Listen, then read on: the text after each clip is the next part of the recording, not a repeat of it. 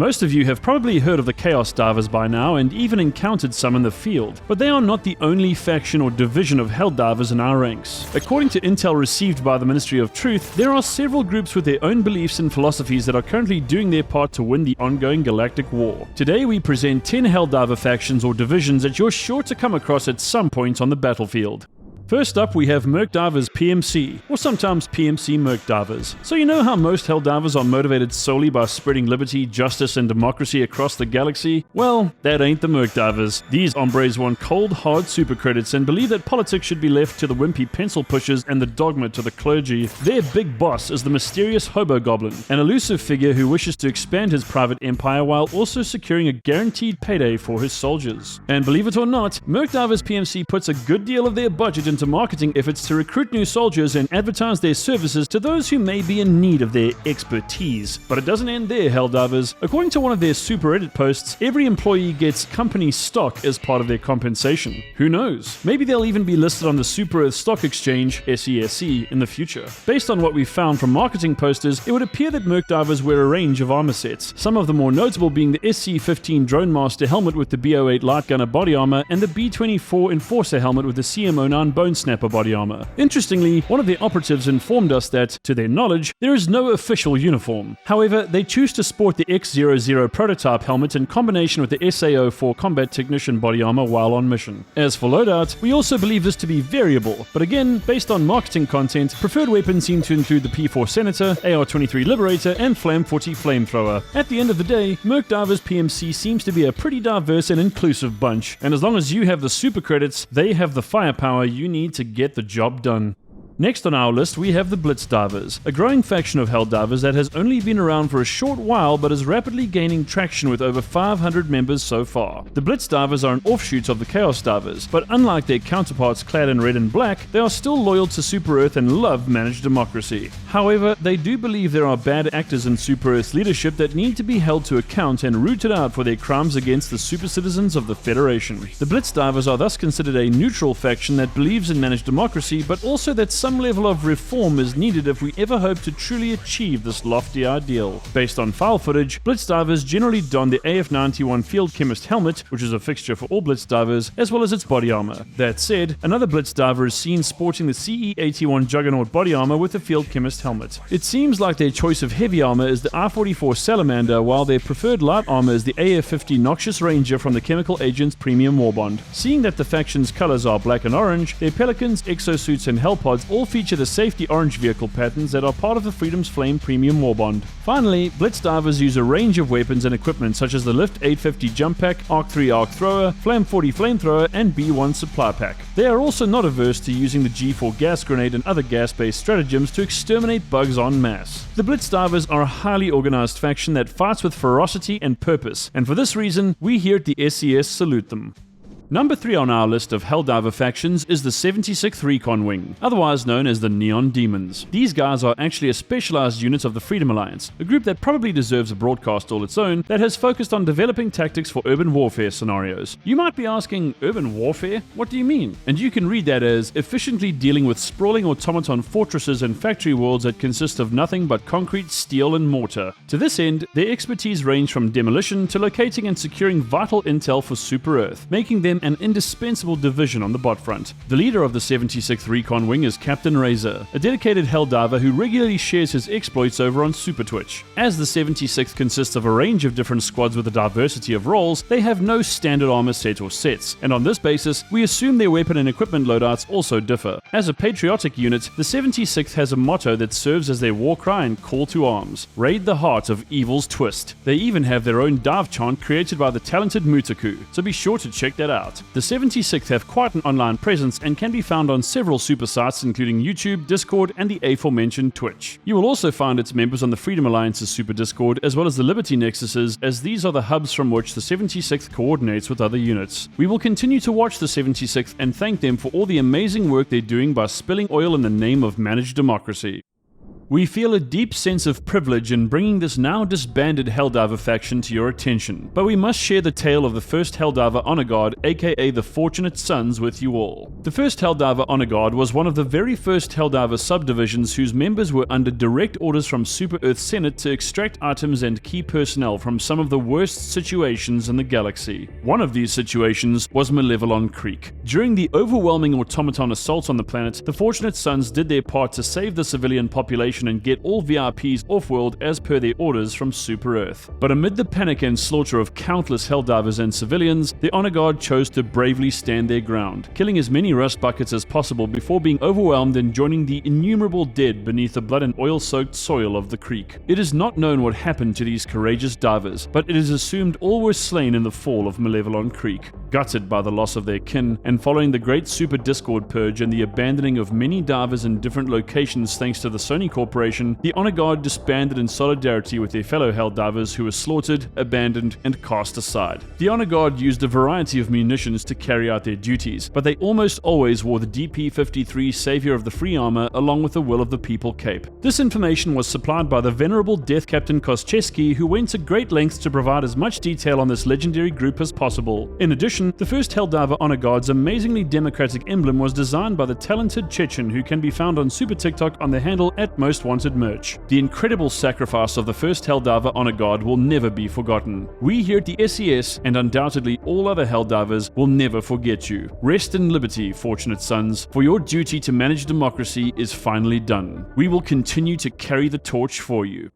We now turn our attention to the 104th Wolf Battalion, a faction we initially made some incorrect assumptions about but have since had more insights on them shared with us. These Helldivers are the children of Isa Pass, a world that has been ravaged by the bot scourge time and time again, leading the formidable inhabitants of this plagued planet to develop a deep and enduring hatred for the automatons. But the straw that broke the Super Camel's back came with the destruction of the Isa Pass training facility, with many young prospective Helldivers losing their lives at the metallic hands of the clankers. From this loss, the 104th Wolf Battalion, aka the Wolf Divers, was born. Banding together under the moniker of the Viking Sea Wolves and venerating the Norse gods of old Earth, the Wolf Divers fight to protect the innocent super citizens of the Federation. The Wolf Divers rally together under the battle cry Ulvar Saman Sterker, Ulvar Eleft Sterker, which translates to Wolves together strong, Wolves forever strong. The leader of the Wolf Divers is Jarl Quicksilver, a Helldiver who has seen some of the worst fighting in the history of the galaxy. His wisdom and knowledge of the battlefield are considered indispensable to the members of the 104th. With 7 divisions and 7 commanders, the Wolf Divers are a serious faction. Their armor depends on their division, but their standard uniform is the CW36 Winter Warrior helmet with either the CW22 Kodiak Heavy Armor or CW7 White Wolf Medium Armor. Wolf Diver loadouts also tend to vary, but in principle they use weapons with live rounds, as in no energy weapons, and prefer to use Eagle strikes over orbital stratagems, their Valkyries if you will. The Wolf Divers are indeed a force to be reckoned with, and they will not rest until every last automaton is decommissioned and the souls of their fallen comrades avenged. So to the 104th Wolf Battalion, we salute you.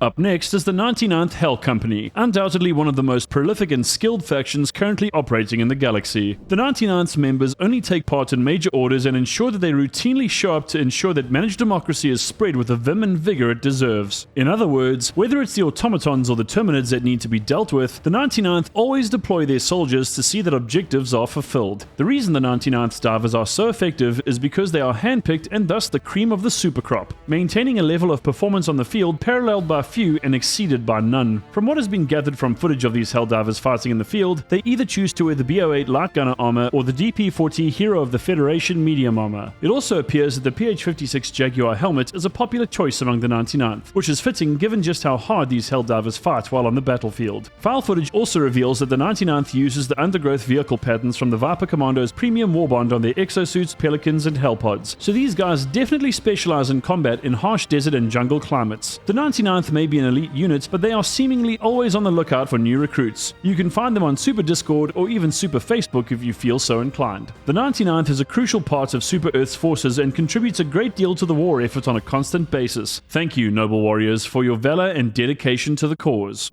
Now we focus on the 101st Hell Battalion, a faction we covered some time back that has shared some updates with us. Since we broadcast information about the 101st and their recruitment drive, the faction has grown by 150% from around 1,000 members to 2,500. So intense was the influx of Helldivers clamoring to sign up that the 101st was soon overwhelmed, working together to process batches of new recruits as quickly as they possibly could. As a result, we here at the SCS and the 101st Battalion learnt a valuable lesson, that there are a ton of passionate Helldivers willing to give their lives for the Federation. And now it would seem the 101st have optimized their operations. They have deployed an AI-powered super Discord bot named Athena that now serves as the group's dispatcher and coordinator, making it easier than ever for their members to dive with squads of committed and skilled Helldivers. The 101st also offers Helldiver Environmental Advanced Training, or HEAT, where their ranking officers supervise divers performing specific tasks so that they can prove their worth as a role-based specialty diver. Over and above this, the 101st offers promotions based on activity and merit, with dedicated members receiving higher super server ranks on a regular basis. On a more social level, the 101st also hosts community events which encompasses costume and art contests and even super karaoke nights. Last but not least, the 101st is overseen by Battalion General BG-01 Mind, the group's brave and fearless leader. Just feel that prowess. Now that's a Helldiver if we ever saw one. Despite their increased size, the 101st is still accepting members, so feel free to join their super Discord and get involved whenever you see fit. Don't worry, we've given them fair warning this time, and they're ready if there's another influx. We here at the SCS have a special place in our hearts for the 101st and are grateful for their amazing contribution to the broader Helldiver Corps. Keep up the great work, soldiers.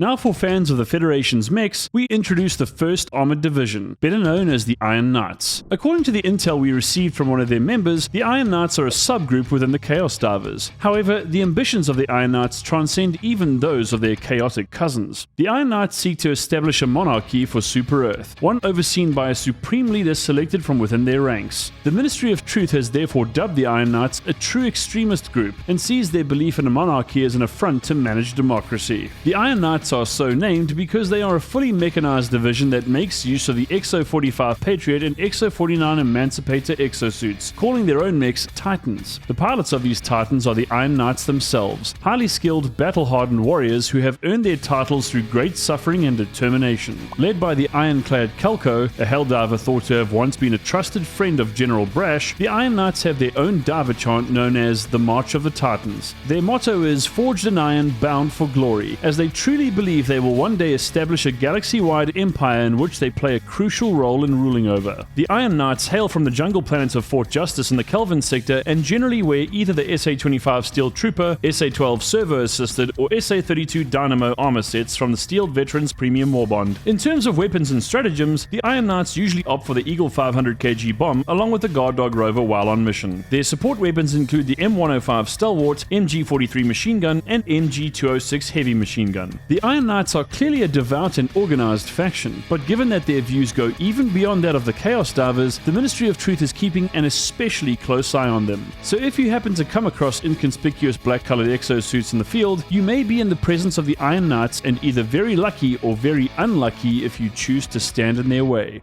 The 9th faction we'd like to draw your attention to is the 382nd Crimson Strike Group. Headed up by Commander Super Private Sharknado 01, who dons the UF-16 Inspector armor set, the 382nd have a hatred for the automatons that may only be matched by the honorable members of the 104th Wolf Battalion. This is because the 382nd are veterans of Malevelon Creek, which is arguably the bloodiest and most costly battle in Super Earth's history. Because of their insatiable desire for vengeance against the bots for the massacre of their brothers and sisters, the 382nd's members wear the UF-84 Doubt Killer armor set, which is easily the most imposing armor Super Earth has produced to date. Prior to the Doubt Killer, which is admittedly a new armor set, file footage suggests the 382nd's members wore the CE-07 Demolition Specialist light armor with the Fallen Hero's Vengeance cape in honor of those who perished at Malevelon Creek. In addition, the 382nd either do or did make use of weapons such as the LAS-16 Sickle and the RS-422 railgun. So based on this, it's energy weapons all the way for this faction. This is just an assumption though, so we apologize if this conclusion is incorrect. The 382nd Crimson Strike Group is an active and dedicated faction with a super Discord that is seemingly open to the public. If you wish to meet these divers and find out if enlistment is an option, join their super Discord server codenamed Tales of Apaxia. The veterans of the Creek are some of the greatest warriors in the Federation, so to the 382nd Crimson Strike Group, we say thank you for your continued service and keep up the fight against the bots.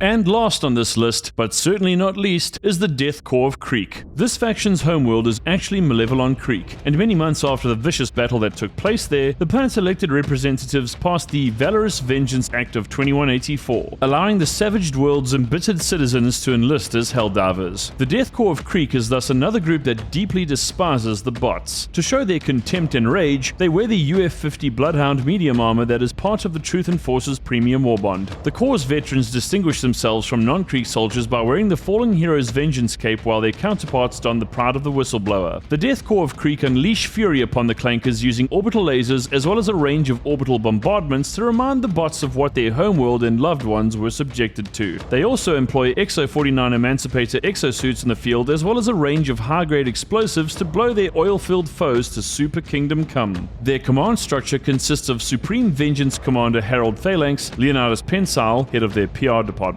and Lady Stern, the ship mistress of the Death Korps' flagship super destroyer, the Angel of Vengeance. Perhaps the Death Korps of Creek can be best summarized by this quote from its commander: "On this day, we set out into the stars for one purpose only. Hell came to our doors thrice. We stand ready for the fourth. On this day, we proudly show that kicking us down only leads to us rising again stronger. On this day, our battalion of wrath, the Death Korps of Creek, shall tolerate no more cowardice." The Death Korps of Creek can be found on SuperEdit, so if you believe this is the faction for you, then make sure you sign up and join their ranks. We have no doubt that this Helldiver faction will never rest until every last automaton is permanently dismantled.